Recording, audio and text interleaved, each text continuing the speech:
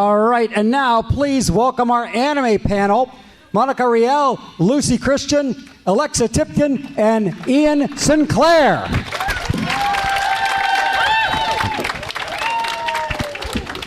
Y'all are such troopers. I love it.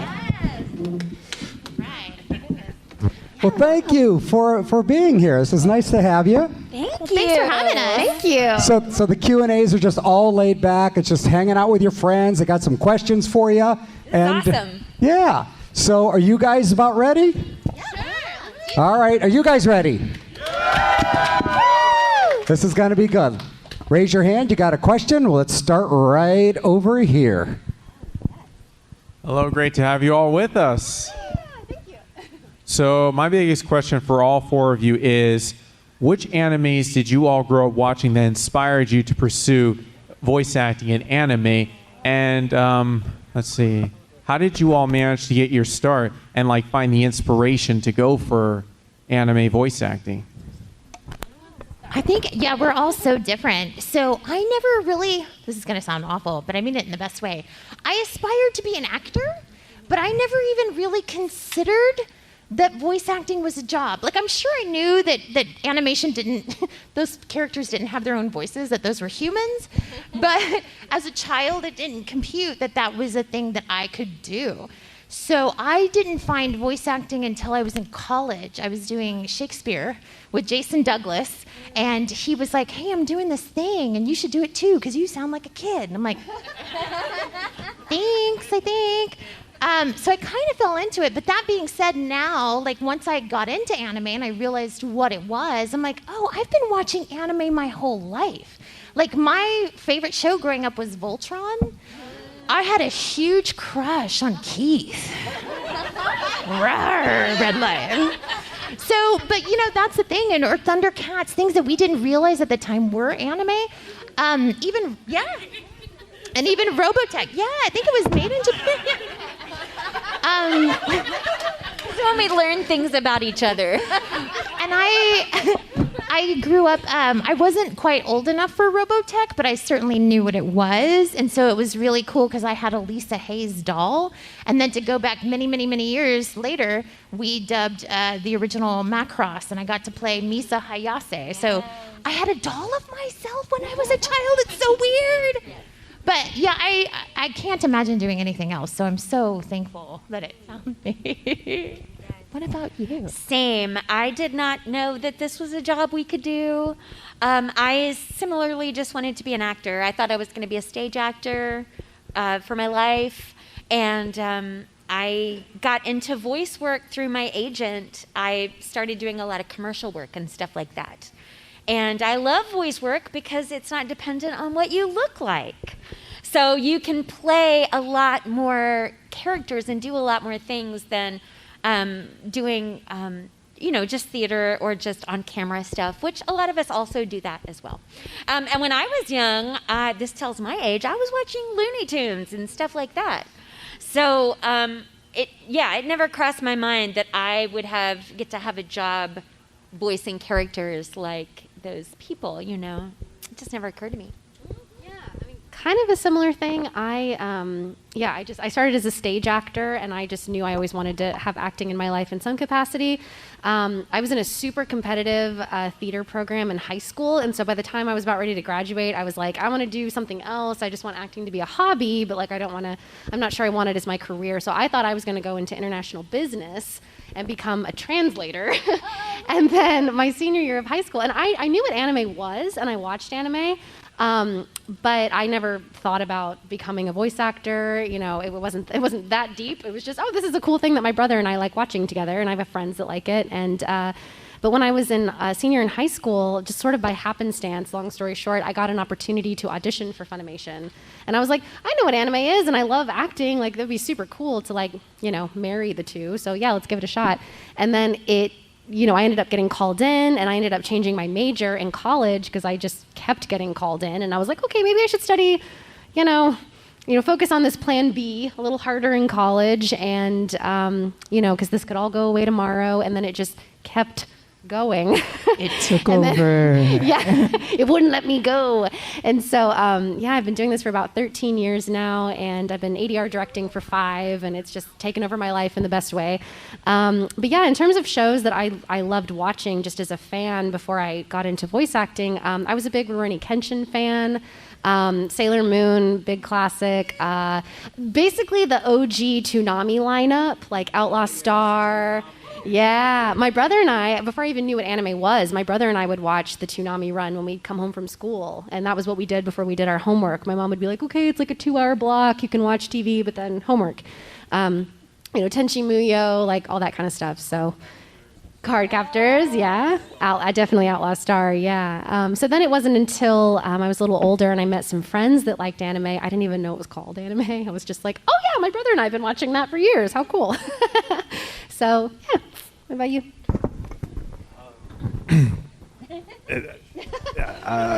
I didn't choose anime. I feel like anime chose me.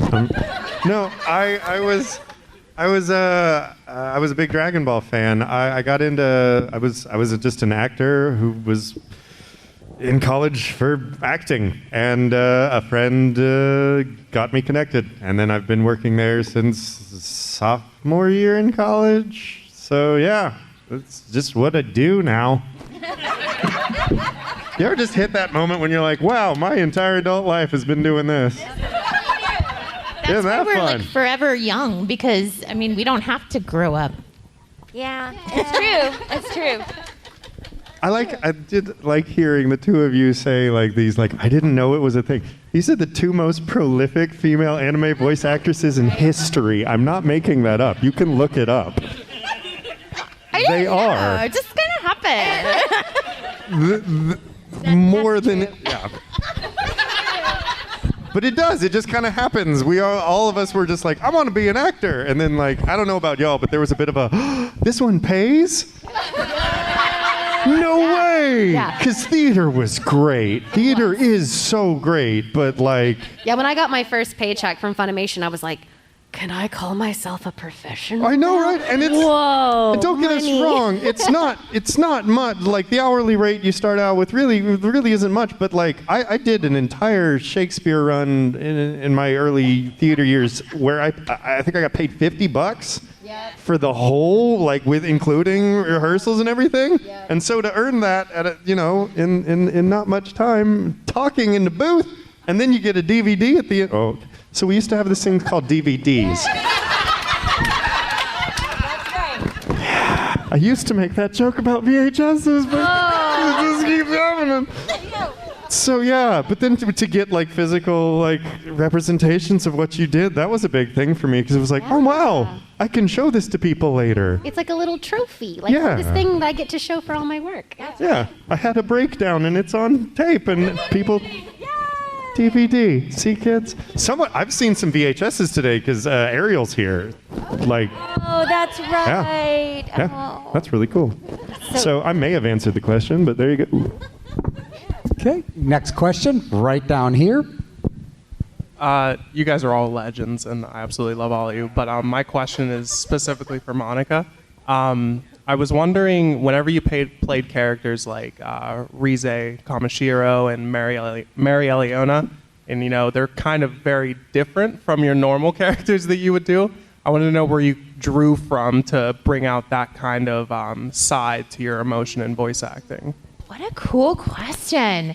So I think a lot of people, especially early on, like when the internet was first a thing and we actually cared a lot about like what people were having to say. I remember getting online and reading all these people who were like, I wish Monica Rial would stop using that fake cutesy voice. And I'm like, but that's the real voice. So I think once people meet me, they realize why I play so many children, right, and young people. But now because of Alexis and Lucy and Sarah Wiedenhaft, and there's now so many other people that can do those high-pitched voices, I've gotten to hit puberty in my 40s. It's lovely. So I've gotten to play characters like Mary Leona and Rize and these characters that are just, I I don't even know how to describe. That's one of the reasons that anime has kept me around for as long as it has, is the characters. You don't find characters like Marileona on stage. You don't find characters like Rize on stage. And as an actor, being able to get into that mindset and to be like in a guild or whatever it may be, like whatever your imagination can come up with, that's what you get to do on a daily basis. Marileona for me came at a time. So Black Clover, I started out as, Nero the Little Bird, and some of you heard me say this. But some stuff happened, some drama happened, and the director came to me and was like, I feel like you might want to yell at people. Would you like to yell at people? And I'm like, yeah, that'd be great. So that's how Marileona came along, and she was so cathartic at that time. My world was kind of turned upside down, and to have this character that was so strong, and she came in there and just yelled at everyone, and everything was deep and grovelly. I felt so good. It was like free therapy, y'all. Like I would get out of the booth after yelling at everyone, and I'm like, oh, I feel so free. Yeah. And Rize was kind of the same idea, because I get to play so many happy, cheerful characters. To have one that is so dark and malicious, I was like, oh, this is fun. So as much as I love all the little girls and the fun, positive roles, those darker characters are super fun because I don't get to do them as often. So you really get to throw yourself in there. I also adapted Tokyo Ghoul, so I might have had a little bit of a head start on where Rize was going. I'm just gonna say. But good question. Next question, right over here. What's one of the funnest moments you've had in the booth? Like if somebody scared you, or if you had a funny line, or if you left an Easter egg or a joke for somebody. What was the funniest thing that you've ever done in the booth to either that happened to you or that you've done to somebody else? My favorite thing we've ever done is actually something you can listen to. Ian and Jason Liebricht and I, we had to do a, oh my gosh, we don't even do them anymore. Commentary. I was like, what is that called? Right. We did commentaries back in the day. And so we were doing a commentary for a show called Black Butler. And so Black Butler. we decided it would be fun to do our commentary in character. So the whole time it's like, what is this thing pointing in my face? Oh my god! Is that me on the screen? Does that mean I'm dead? Oh, look, you're on the screen! It was so much fun, and it was a tiny, tiny booth with me and Ian and Jason all squished in there together, so we're all like this, like, oh, look at us on the screen, no. They told me I was crazy. They may have been right, but it's funny. That makes me laugh so hard. Oh my gosh. So there are so many things over the years, but this wasn't even sort of in the booth, but it's just dumb. And it tells you more about me than it does about anything.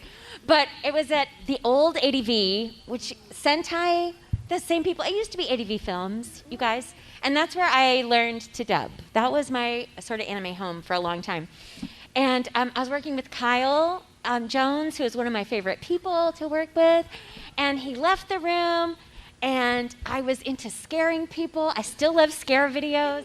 And I got under the desk. I got under his desk, and I was going to scare him. But then he came in after the break. I was under the desk, and he came in, and he sat down. But nobody else had come in the room. Like, the engineer wasn't there. And I didn't know what to do because nobody was there. But then it was too long, and I felt I was just like, no. So finally, I just kind of went, ah!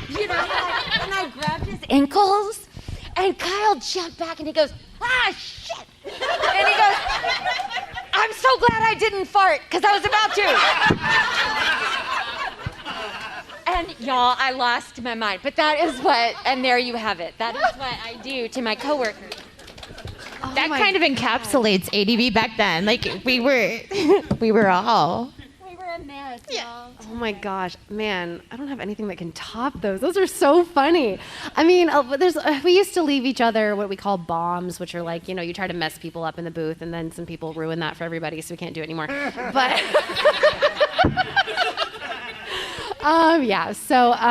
that was really fun, but all of them were like terribly inappropriate anyway.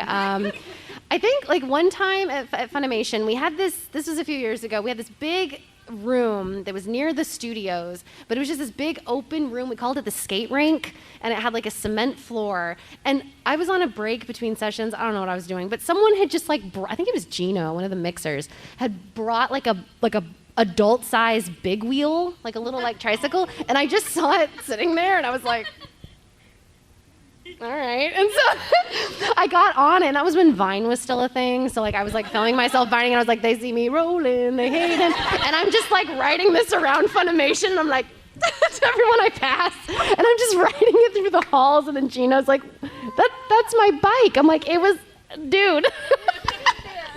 So like random stuff like that happens at Funimation all the time. But I think in terms of an actual project, during the worst of quarantine, when we were all, like everybody was at home, no exceptions, everyone was working from home, we worked on a show called Kaguya-sama Love is War, and it, I don't know about you, but it like totally got me through quarantine, being able to laugh every day. But just like Morgan LeRae was the director, and she was super collaborative, and I got to do a lot of like really weird noises all the time, and I would mess people up constantly, and I'd get text messages from my coworkers being like, what was that noise? And I'm like, yes, and I just had like a little tally sheet of like people I messed up their takes because they weren't expecting it.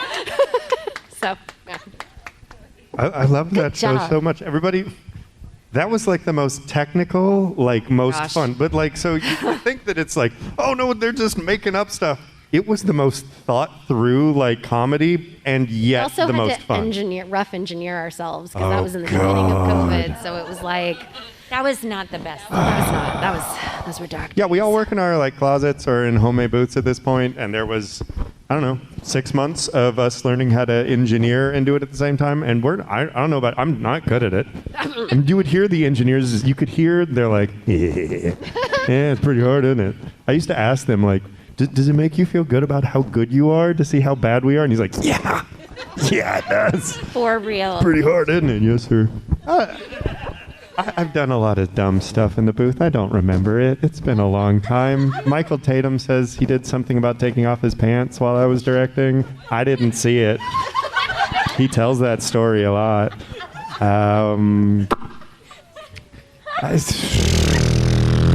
Yep, here we go. Michael Tatum took off his pants in my booth. And next question, right over here, or right here, right down front. For Monica, what was your favorite line to voice as Mayrin?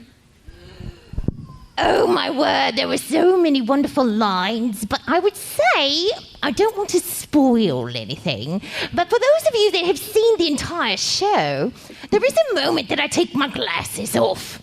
And I really love getting to do the change between one and the other, if you know what I'm saying. In fact, it was a moment, Ian was actually directing me, and he goes, hey, do you think that as you're, was it taking the glasses, putting them on, as you're putting the glasses on, can you go from one to the other? And I was like, I don't know, let's find out if I can. Yeah. Yes, she can. It was so much fun, too, to watch. So that's definitely one of my favorites. But really anything Mayrin said, she was just so much fun and so much like me, and that we're both extremely klutzy. So that was a lot of fun. We definitely were simpatico in that area. All right, we got a question for you right over here. Hi. So recent news just came out that I'm super excited about, that Funimation is dubbing its first Donghua Heaven Official's Blessing. And I wondered if like any of you are familiar with the Donghua market right now in China and like the different animated series that are going on, if you know anything about it, or if this is just something that like popped up out of nowhere. Interesting. I'm not familiar, but now I'm intrigued. Yeah, same. I know. We're all wondering, like, will we get to do it? Right. That sounds We great. now have like a phrase to Google. So now Tonight. So I'm assuming it's much like anime, but from China. Super fun. We did for a while at ADV, we did a lot of Korean animation. And then that kind of just dissipated. I'm sure it's still out there. It's just nobody's licensing it. Oh, the Fucon. The Fucon family. Did you guys ever? It's so super weird. We're so old. It's so weird, you guys. They're mannequins. Yeah, and it's like a whole show based around a mannequin family. That was Korean, right? But yeah, so I we've think done so. other stuff, but I didn't even know that was a thing. Now I'm gonna look into it. Yeah. It's exciting. That's exciting. Super cool. I like it. And we have a question right over here. Hi. Hi. For what crossover would you guys most want to see between any anime or a Western crossover? Hello Kitty Attack on Titan.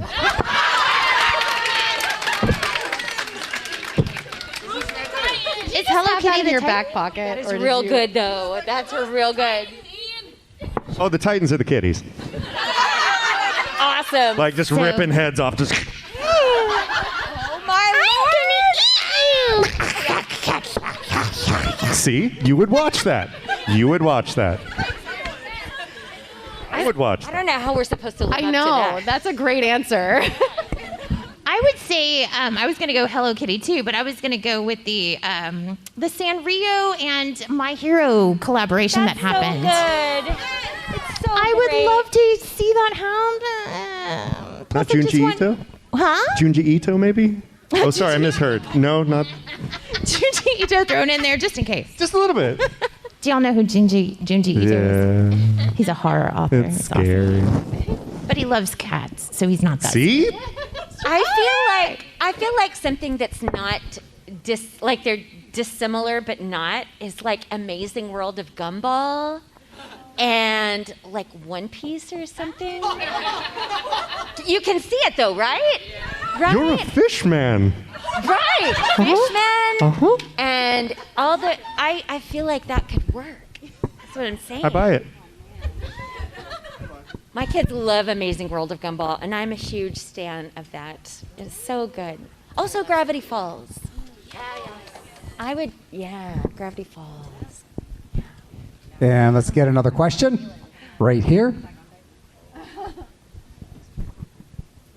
Yeah, my question is for Monica. Simply, what is your favorite moment as far as Mary Jane goes? Oh my word. How do you pick a moment from a character that gives you so much gold?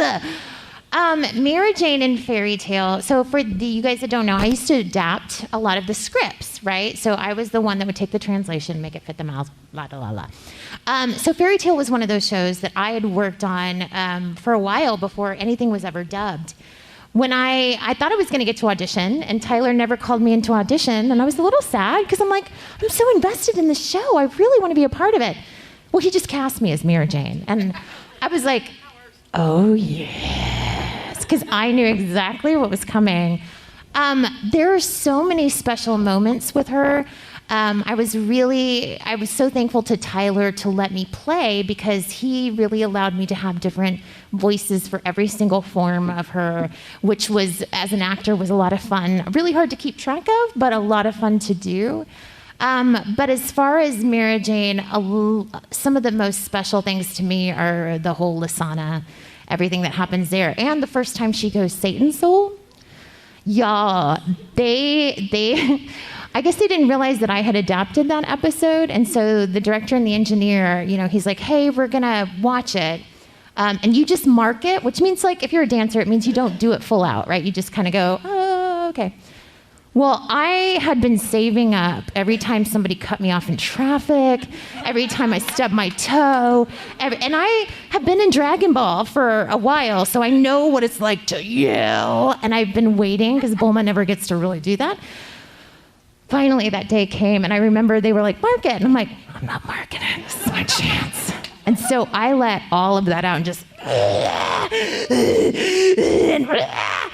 And when it was all over, I turned and looked at the booth, and Tyler was like, that was good. I think we're good. Moving on. But you could tell both of them had never seen me, like, freak out like that, and I think they both went, so nobody piss off Monica? Just saying. But yeah, she's absolutely, like I was telling somebody earlier, when you have the characters that you've been with for many, many, many, many years, they end up being like a part of you just because you spend so much time with them. And I certainly hope she shows up in 100 Year Quest because I really want her back in my life again. I love her. Good question. Got a few more questions. We have one right down there. So, with the advent of social media, how has the audition process changed? Because I understand sometimes they can be very secretive about what character you're actually auditioning for and less forthcoming with information. Is that true? And how do you handle that type of situation where you don't have as much information about the character you're auditioning for? We've always kind of dealt with the NDA thing. I think the weirdest thing for us is the production schedule has moved up to a point where we're announcing the show as it's coming out and as it's happening, where there used to be a 6-month buffer. But I don't know. Keeping your mouth shut about it has always been the thing. I think more than anything, competition's just bigger now. Well, and COVID changed so much. Like, you know, for when simuldubs first became a thing, gosh, what was that, 6-7 years ago now, something like that? Everything suddenly became so fast-paced, and we had these weekly turnarounds for episode production, and, you know, put them up on, especially when Funimation got their streaming service, and everything just became so fast, whereas we used to have like 8 months to do a whole show, and now it was like, nope, you got to crank out an episode a week. It's horrible from the acting and the directing side.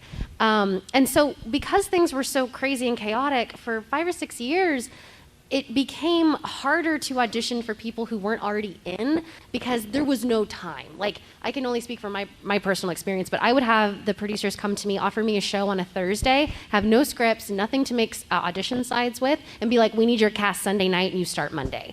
And so it's like, so you cast who you know, because there's no time and I have no materials. And occasionally I would, if I had somebody in mind for something that I wasn't sure they were right for, I would text them and be like, can you just send me a clip of you saying anything? You can be reading the phone book, I don't care, but I need the voice to sound like this. And so then they would send me something and I might give them notes. But for the most part, it was like, I have no time, so I need to cast people that I know I work well with, I know their range, I'm familiar. And so for the longest time, it was really hard for people to get in, like new talent to get in.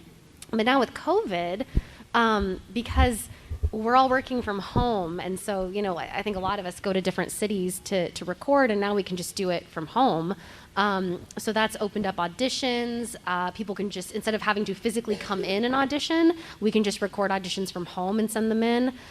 You know, for years and years, it was like, okay, you know, cast people that I know can do this part because I know their work. But like voiceover demos have become really important because I can't tell you how many times I've been like, I'm interested in this person, but I don't know the full extent of their work, so I'm going to look up their voiceover demo and get a better idea of what their range is. But like the last show I directed, which just wrapped like 3 or 4 months ago, was Dragon Goes House Hunting, and I used over 100 actors on that show from 5 different countries and like I think 8 or 9 different U.S. states. And we have never been able to do something like that. It's like one of the only good thing that came out of COVID was now, you know, now it's like, unfortunately, even more competitive, but now we're not bound by these real, I mean, we still have the really quick turnarounds, but there's time to audition because we can just do it from home as opposed to like making an appointment or having a finite number of people that a director can bring in to audition because, you know, it's like, I can only see 75 people because that's all I have time for, but now it's like, no, I can do all this other stuff and you guys have 3 days to send me your audition and now I can get hundreds of auditions. So that has really been the game changer, I think. Great for the art form, great for the directors, crappy for the actors because now we're competing with everybody for everything. I love Matt Mercer. He's a good friend. I have to compete with Matt Mercer for everything now?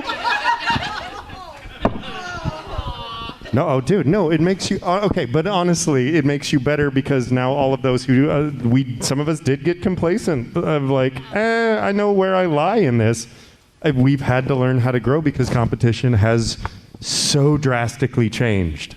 Like where it was 2 years ago, like completely different for everything. Almost every dub that's coming out now has a decent percentage of LA in it. So it's... And even people from other countries. I mean, the show I'm working on now has a couple UK actors in it. I mean, it's it's insane. But like, I directed Black Butler. Had I been able to cast British people back then, I would have. So it's wonderful, but like for all of y'all who are like, oh, I'm going to start being an actor, it's getting harder and harder every year. Good luck. But at the same time, there's also a lot of opportunity now, so it's kind of like, That's you know. what I would say. There's some different opportunity because you don't necessarily have to live in the market anymore.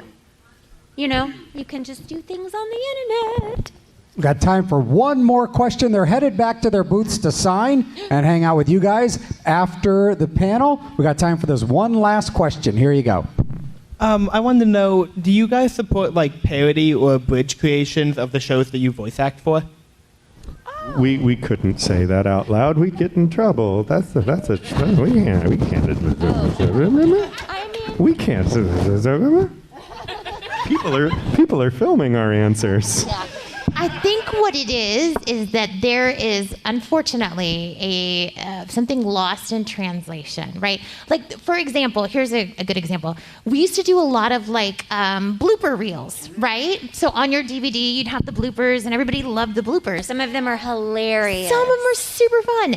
But the Japanese companies didn't understand the concept of a blooper. They were like, you're making fun of our creation. And it's like, no, we're making fun of ourselves because we're dorks and we goofed. And they're like, no, you're laughing at us.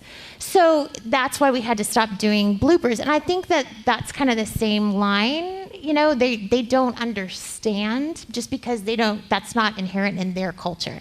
Like, I think Americans, we tend to be a lot more sarcastic and silly and fun. And the Japanese are like, how dare you insult me like that? It's like, we didn't mean to insult you. Oh my gosh, we were trying to help. So I think it's just something lost in translation. Well, thank you so much for coming out and doing this. Big round of applause for our anime panel. Monica Riel, Lucy Christian, Alexis Tipton, and Ian St. Clair. Give it up. Thank our anime panel. Thank you.